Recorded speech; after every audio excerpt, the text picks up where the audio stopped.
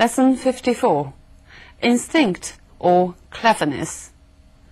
We'll talk about insects in this lesson. First, listen and try to answer this question. Was the writer successful in protecting his peach tree? Why not? 作者成功地保护了他的桃树吗？为什么没有？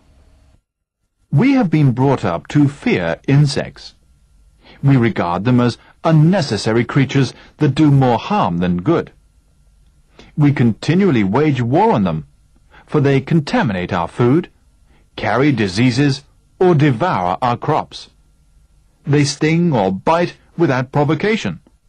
They fly uninvited into our rooms on summer nights, or beat against our lighted windows. We live in dread not only of unpleasant insects like spiders or wasps, but of quite harmless ones like moths.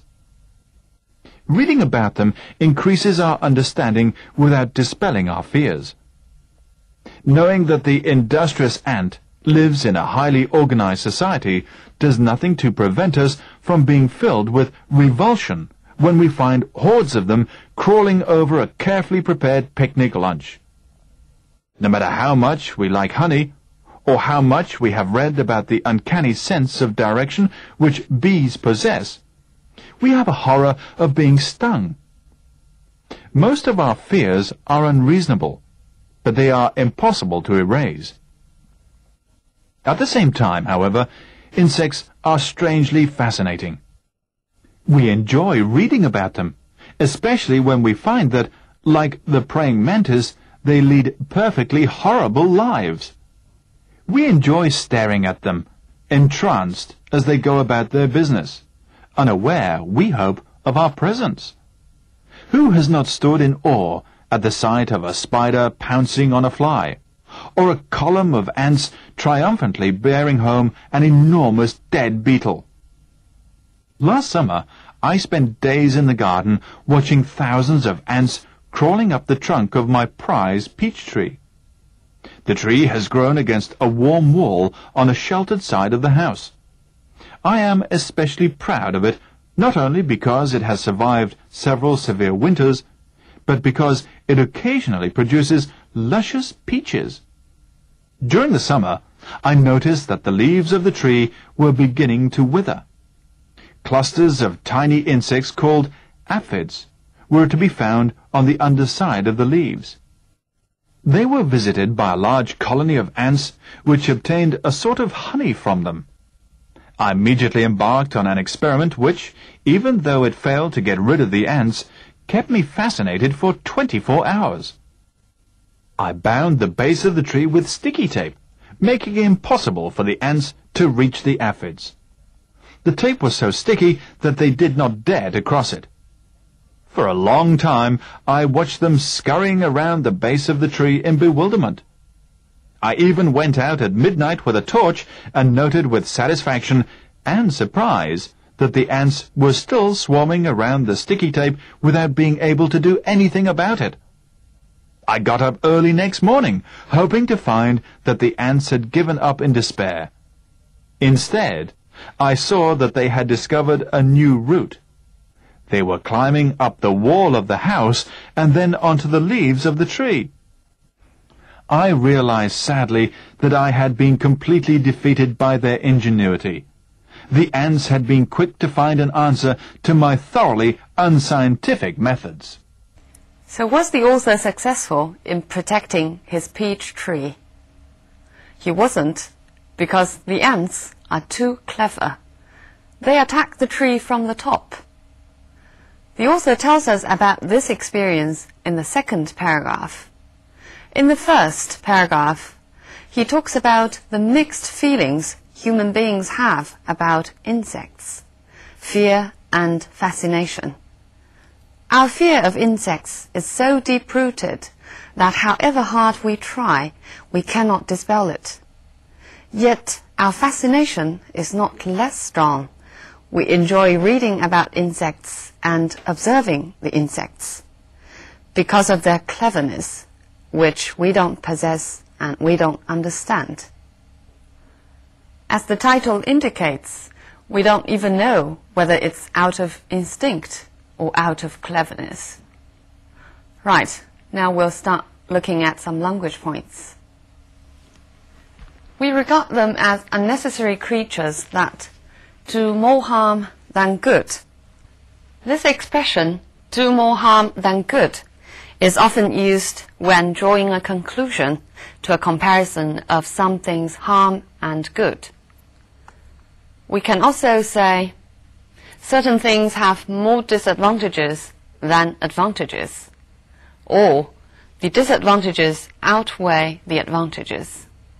I'll give you one more example. Modernizing historic buildings can often do more harm than good. We continually wage war on them. Wage war on somebody or something. It's a slightly formal use, saying fighting a war with. Look at this example. The president needs the Congress permission to wage war.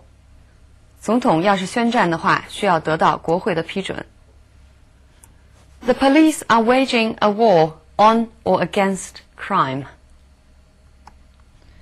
They sting or bite without provocation. Provocation means being made angry or annoyance. For example, people under provocation can react in unexpected ways. 人们在被惹怒的时候，反应可能是各种意想不到的方式。His letter is just a provocation to see if you really cared, which means his letter is just trying to provoke you. The industrious ant. Industrious means hard-working or diligent. For example, every assistant is expected to be industrious and efficient. Being filled with revulsion. Revulsion means disgust. Look at this example. She expressed her revulsion at or against or towards boxing. Notice the prepositions can be at or against or towards. We find hordes of them. Hordes means a large, noisy and excited crowd. We can also use the expression to describe people. For example, there were hordes of fans waiting outside the stadium. When they heard that the exhibition was free, they came in hordes. In hordes means in large groups. We have read about the uncanny sense of direction which bees possess. Uncanny means mysterious and strange. So the synonym can be eerie. For example, it was uncanny that what a fortune teller had predicted turned out to be true. They are impossible to erase. Erase means to destroy or remove completely. For example, time has caused his memories to fade, but it hadn't erased them, which means they did not completely disappear. All trace of the negotiation has been erased from the record. 记录中已经把关于这次谈判的所有痕迹都消除了。Notice be erased from. I usually write the draft in pencil so that I can erase anything that I want to change. Erase here means to get rid of with eraser. 擦除 Eraser is often used by British people, and in American English, it would be rubber. 橡皮在英国英语中用 eraser, 美语中 rubber. They lead perfectly horrible lives. Perfectly here is used to emphasize, meaning extremely horrible lives. Let's look at more examples. As a couple, they're perfectly suited. Perfectly here means completely suited. Your worries are perfectly understandable or perfectly reasonable. Here, perfectly is used to emphasize understandable and reasonable. His answer is perfectly ridiculous, which means extremely ridiculous. We enjoy staring at them, entranced as they go about their business. Entranced is a slightly poetic expression, meaning fascinated. For example, the children sat silent in front of the television, entranced by the film. As they go about their business. Go about one's business means they continue in their usual way. Go about is a fixed expression, meaning begin to do something. For example, how can we go about solving this problem? How can we start to solve this problem? In spite of the attack, many people seem to be going about their business as if nothing had happened, which means many people still stick to their old habits as if nothing had happened. Who has not stood in awe at the sight of a spider? Stand in awe means feel awed.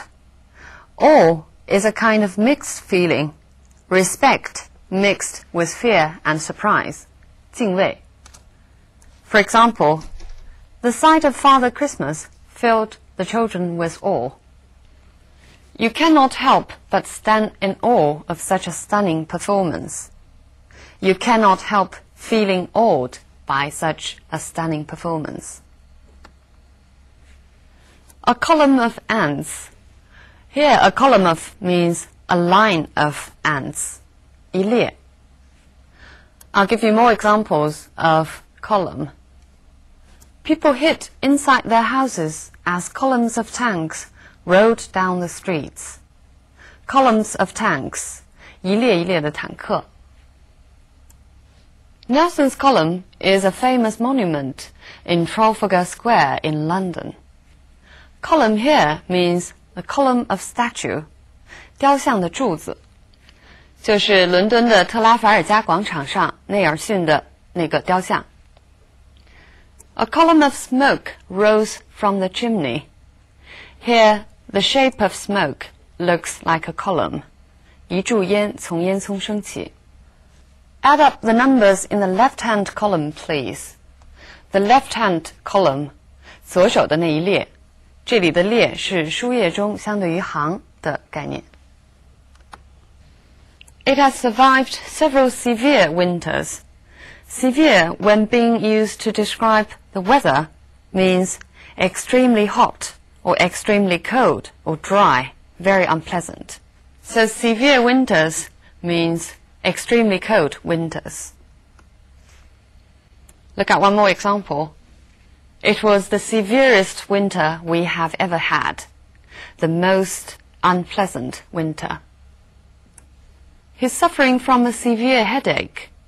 Here, severe means a very serious headache. In parts of Africa, there's a severe food shortage. Again, the food shortage is very serious. Her teacher is so severe that she is afraid to ask him any question. Here, severe means very harsh. 严厉的 is used to refer to a person. They were visited by a large colony of ants. A large colony of ants means a large group of ants. A colony of insects or animals or plants of the same type means they live together. 一个集群. For example, a colony of bacteria. And we can also use a colony to describe a group of people of the same interest living together. For example, an artist's colony. We know the basic meaning of colony. Australia and New Zealand are former British colonies. 他们是从前的英国殖民地。I watched them scurrying around the base of the tree. Scurry means move very quickly with small or short steps. For example, the mouse scurried across the floor and disappeared through a hole. We can also use scurry to describe people. We scurried for shelter when the storm began, means we hurried in order to find a shelter. I noted with satisfaction and surprise that the ants were still swarming around the sticky tape without being able to do anything about it. With satisfaction and surprise, why did he note with both these feelings? He was satisfied because his trick worked. The ants were still unable to find a way out. But he was also amazed, surprised, that they were so insistent, still working on it. They were still swarming around. Swarm especially is used to describe bees or insects, means come in large group. If we use it to describe people, it refers to a large group of people go together around. For example, photographers swarmed around the princess. I had been completely defeated by their ingenuity. Ingenuity means cleverness. Its adjective is ingenious. Notice that in English, there's another adjective looking very much similar to ingenious. It's pronounced as ingenuous. The meaning of the two adjectives are quite different. Ingenious means clever, intelligent. For example, he is an ingenious painter, a talented painter. Ingenuous means sincere and honest, 诚实的. For example, it was ingenious of you to ask a stranger to look after your luggage. It was too simple-minded of you. We have learned before that in English there are various ways of expressing negative meanings. In this text, there appear several negative structures. Let's look at what they mean. They sting or bite without provocation. They fly uninvited into our rooms. Notice both structures serve the function of clauses. Without provocation is actually the same as they sting or bite when nothing provokes them. The second, uninvited, means they fly into our rooms with nobody inviting them. Knowing that the industrious ant lives in a highly organized society does nothing to prevent us from being filled with revulsion. Does nothing to prevent us actually means is not helpful at all to prevent us from having this kind of feeling. Who has not stood in awe at the sight of a spider pouncing on a fly? Although we see the word not, the negative word, this is actually expressing a positive meaning. This kind of question is called a rhetorical question, 反问句或者设问句. It actually means everybody stood in awe at such a sight. No matter its instinct or cleverness, some special abilities or skills of insects as well as of animals have long been studied by some scientists. This subject of science is called bionics. Its purpose is to study the biological systems of the animals and insects so that man can copy them for their own use. 就是仿生学. Coming back to the author himself, he played this little game purely out of curiosity. He had some fun, but it might be quite a cruel event in the ants' world. So this reminds me of what Shakespeare once said. As flies to wanton boys are we to the gods. They kill us for their sport. 神们看待我们就像顽童看待苍蝇，他们杀害我们给自己开心。Right, so much on this story and the topic. See you next time.